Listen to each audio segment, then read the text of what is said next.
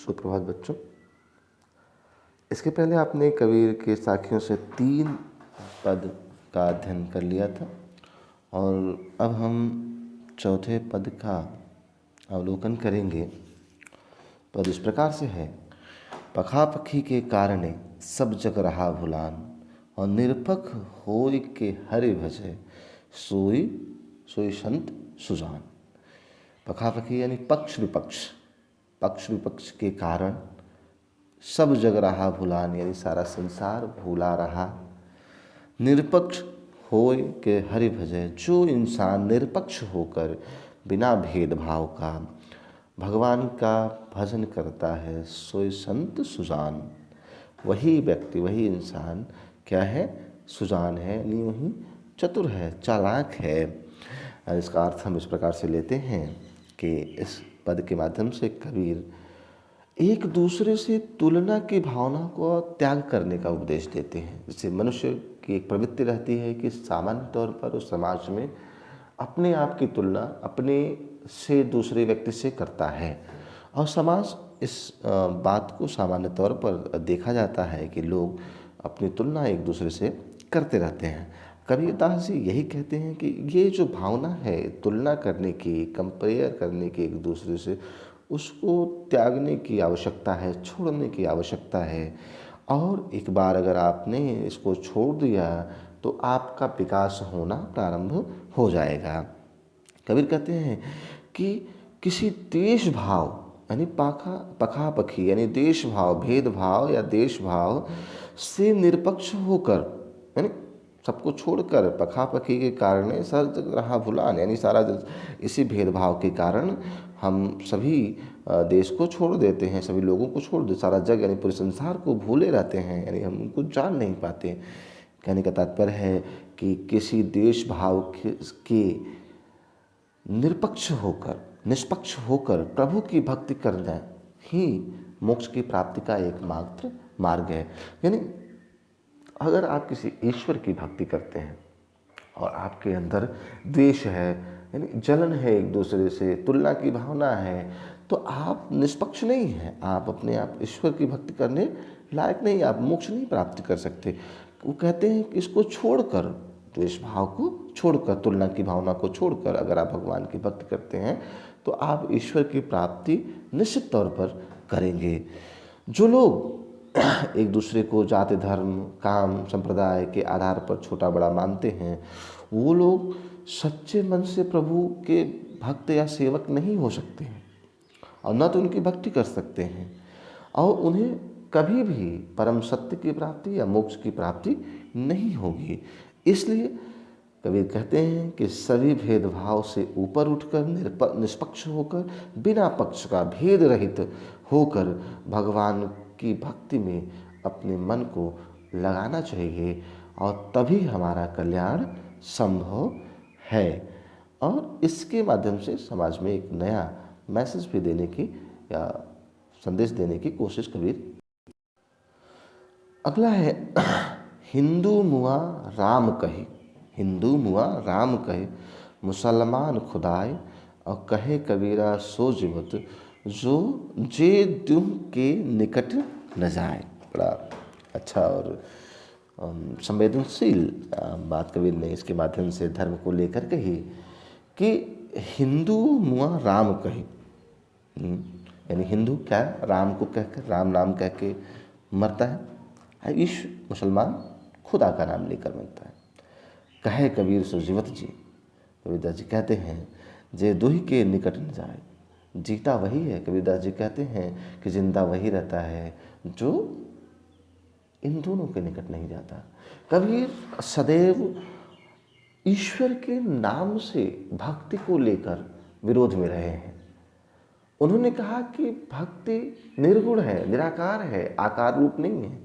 कबीर के भी राम हैं, कबीर राम की भी पूजा करते हैं, कबीर ईश्वर को भी मानते हैं। कबीर धर्म से हिंदू हैं और कर्म से मुस्लिम हैं, क्योंकि कबीर का जन्म एक हिंदू महिला के गर्भ से होता है। हिंदू ब्राह्मणी के गर्भ से होता है, लेकिन उनका पालन पोषण एक मुस्लिम दंपत्ति के यहाँ होता है। तो इस प्रकार से कबीर एकमात्र ऐसे समाज सुधारक हैं जिसमें दोनों धर्म संप्रदाय के गुणों का समावेश मिलता है। अब देखिए कबीर क्या कहते हैं। इस दोहे के माध्यम से कबीर समाज में जो कुरीतियाँ फैली हैं, हिंदू मुसलमान आपसी भेदभाव का वर्णन करते हैं कि किस प्रकार से हमारे समाज में हिंदू मुसलमान आपस में लड़ते रहते हैं। कितना यथार्थ और सारगर्भित वर्णन कबीर ने यहाँ पे किया है। कबीर कहते हैं कि एक दूसरे के धर्म से घृणा करना, यानी उस समय क्या है, उस समाज में हिंदू मुसलमान एक दूसरे के प्रति काफ़ी द्वेष रहा करता था, पहले भी था और आज भी है। तो कहते हैं कि एक दूसरे के धर्म से घृणा करते हैं। हिंदू राम को महान समझते हैं जबकि मुसलमान खुदा को, मगर दोनों राम और खुदा का नाम लेकर अपने ईश्वर को प्राप्त नहीं कर सकते। मैंने कहा ना कि हिंदू मुआ राम कही, मुसलमान खुदाए, और कहे कबीरा सो जीवत, जो दोह निकट न जाए, जो दोनों के निकट नहीं जाता। यानी राम और ईश्वर और खुदा का नाम लेकर कोई भगवान को प्राप्त नहीं कर सकता, क्योंकि उनके मन में, उन लोगों के मन में भगवत भक्ति को लेकर, उन दोनों के मन में एक दूसरे को लेकर, इंसान को लेकर नफरत की भावना, भेदभाव की भावना मौजूद है, और इसको लेकर आप भगवान को प्राप्त नहीं कर सकते, ईश्वर खुदा को प्राप्त नहीं कर सकते। जैसे कबीर यहाँ पे एक उपदेश के माध्यम से ये भी कहते हैं, हिंदू मुसलमान दोनों एक हैं और राम खुदा दोनों ईश्वर के ही तो रूप हैं। चाहे राम हो, चाहे अल्लाह हो, चाहे खुदा हो, सभी क्या है, ईश्वर के ही एक रूप हैं। इसलिए आपसी भेदभाव को छोड़कर ईश्वर की भक्ति में लीन होना चाहिए, ईश्वर की भक्ति में लीन होना चाहिए, तभी हमें मोक्ष की प्राप्ति हो सकती है। अन्यथा हम इसी सांसारिक मोह माया में लड़ते रहेंगे और हमें ईश्वर की प्राप्ति नहीं हो सकती।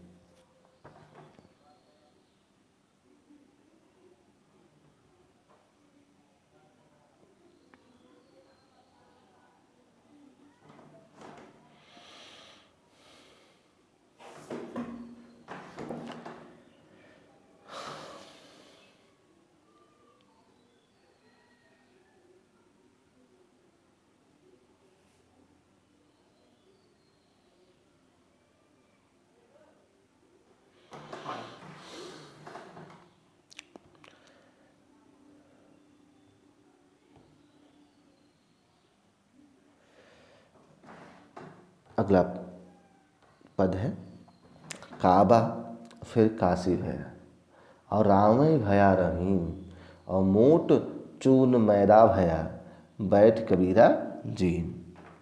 यानी कबीर इस पाठ के माध्यम से हिंदू मुसलमान की एकता की बात करते हैं, आपसी भेदभाव को नष्ट करने का संदेश देते हैं। और उनका मानना है कि हिंदू या मुसलमान दोनों एक ही हैं, और दोनों निष्पक्ष होकर अगर प्रभु की भक्ति में लीन हो जाएं, यानी प्रभु की भक्ति में तल्लीन हो जाए, अपने आप को कर दें, तो उसे मंदिर और मस्जिद एक समान दिखाई देने लगेंगे। फिर उसमें राम और रहीम एक जैसे ही होंगे, राम और रहीम में भी ईश्वर के रूप लगने लगेंगे, दोनों में अंतर नहीं दिखाई देगा। इस प्रकार कबीर हिंदू और मुसलमानों को मस्जिद तथा मंदिर एक समान रूप से पवित्र लगने लगेंगे, ऐसा कबीरदास जी कहते हैं। उन्होंने इसके माध्यम से कहा कि काबा फिर काशी भयो, रामय भया रहीम। सामान्य सी बात है कि काबा मुस्लिमों का सबसे पवित्र स्थान, और फिर काशी भयो, काशी हो जाएगा, काशी हिंदुओं का सबसे पवित्र स्थान। रामय भया रहीम, और राम क्या हो जाएगा, रहीम हो जाएंगे। रहीम क्या हो जाएंगे, राम हो जाएंगे। अगर दोनों के जो मन में जो भेदभाव है वो मिट जाए, जो आपसी द्वेष है वो मिट जाए, जो कलह है वो मिट जाए। फिर देखिए इस दूसरे लाइन के माध्यम से समझाते हैं, मोट चून मैदा भया, और बैठ कबीरा जीन। मोट चून मैदा हुआ, मोट यानी मोटा, चून का मतलब आप जानते हैं, मोटा चून यानी मोटा आटा, यानी जो आटा होता है जो मोटा रहता है, मैदा, मैदा कहने का तात्पर्य एकदम पतला होता है, मैदा ज़्यादा चिकना होता है, पतला होता है। बैठ कबीरा जीन, यानी इसके माध्यम से कबीर देखिए समझाते हुए कहते हैं कि जब तक गेहूं को बारीक नहीं पीसा जाए, यानी अगर गेहूं को दरदरा रख दिया जाए तो मोटा गेहूं हो जाएगा, नून मोटा आटा हो जाएगा, और अगर उसको बारीक पीस दिया जाता है तभी वो खाने योग्य होता है। हाँ, तभी वो खाने योग्य होता है। जैसे ही गेहूं को पीस दिया जाता है उसका स्वाद बढ़ जाता है। आप कच्चा गेहूं तो खा नहीं सकते, इसलिए उसको पीस देते हैं, या कम पीसा हुआ गेहूं भी नहीं खा सकते, इसलिए उसको काफ़ी पीसा जाता है, बारीक पीसा जाता है। इस कहने का तात्पर्य है ठीक उसी प्रकार से हमें अपने बुरे भाव और विचारों को एकता की चक्की में, सद्भाव की चक्की में, सद्भावना की चक्की में पीस कर आटे में बदल देना चाहिए, यानी सद्भावना यानी अच्छे विचारों में बदल लेना चाहिए। फिर हम एक दूसरे की बुराई है वो हमें नहीं दिखेगी, यानी हिंदू की बुराई मुसलमान को, मुसलमान की बुराई ही हिंदू को नहीं दिखाई देगी। हमें उनमें केवल भगवान का, ईश्वर का, अल्लाह का जो संदेश है वही दिखाई देगा, वही परिलक्षित होगा। जिस दिन ऐसा हो जाएगा उस दिन बैठ कबीरा जी, कहने का मतलब है जिस दिन ऐसा हो जाएगा उस दिन हिंदू मुसलमान एक साथ बैठकर खाना खाएंगे, एक साथ बैठकर भोजन करेंगे। ठीक, इसके माध्यम से कबीर ने हिंदू और मुसलमान धर्म में एकता स्थापित करने के पर जोर। ये आपका अंतिम पद, लेकिन इस पाठ का सबसे महत्वपूर्ण पद, और हाँ, मनुष्य के जीवन का सबसे महत्वपूर्ण पद के माध्यम से कबीर कहते हैं कि ऊंचे कुल का जन्मिया जे करनी ऊंच न होई, और सुविरन कलश सुरा भरा साधु निंदा सो। यानी कहते हैं कि ऊंचे कुल में, ऊंचे खानदान में जन्म ले लेना बड़ाई नहीं है। ऊंचे खानदान में जन्म लेने से इंसान बड़ा नहीं हो जाता है। जे ऊंची करनी न हो, अगर उसका काम, उसका कर्म ऊंचा नहीं होगा, उच्च का ज्ञान उसका ऊंचा नहीं, उसका कर्म और ज्ञान ऊंचा नहीं हो सकता है। सुबिरन कलश सुराभर साधु निंदा सो, यानी जिस प्रकार शराब से भरा हुआ सोने का क्या कलश, सोने का कलश, साधु निंदा सोए, और साधु की निंदा करने से कोई व्यक्ति ऊंचा नहीं हो सकता। और इस पद के माध्यम से कबीर मनुष्य के कर्म और ज्ञान का संदेश देते हुए साथ ही साथ कहते हैं कि व्यक्ति अपने कुल के कारण बड़ा नहीं होता, अपने ज्ञान, अपने कर्मों से बड़ा होता है। अर्थात देखिए कि कहते हैं कि अगर एक सोने के मटके में, यानी सुबिरन कलश, सोने के मटके को सुरा से भर दिया, यानी मदिरा से भर दिया, यानी शराब से भर दिया जाए, तो वह किसी साधु के लिए मूल्यहीन हो जाता है। साधु यानी सज्जन व्यक्ति के लिए, कहने का तात्पर्य साधु का मतलब हर जगह साधु नहीं होता, महात्मा नहीं होता। साधु का मतलब होता है सज्जन व्यक्ति।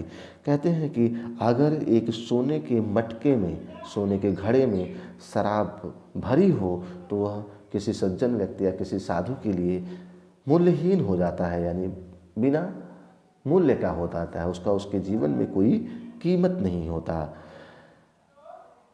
सोना का बना हुआ होने पर भी उसका कोई मूल्य नहीं होता, किसका, घड़े का, क्योंकि उसके अंदर जो भरा हुआ है वो क्या है, मदिरा है, यानी शराब है। ठीक उसी प्रकार से ऊंचे कुल में जन्म लेने से, यानी उच्च कुल में जन्म लेने से कोई व्यक्ति अच्छा नहीं हो जाता।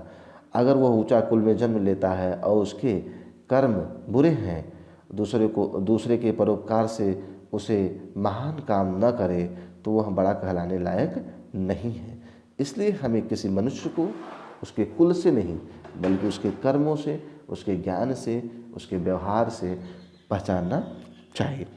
कबीर जैसे कवि ज्ञान मार्ग की शाखा के से संबंधित होते हैं। ज्ञान मार्ग का संबंध है कि ये जो कवि होते हैं ये ज्ञान की महत्ता पर ज़्यादा जोर देते हैं।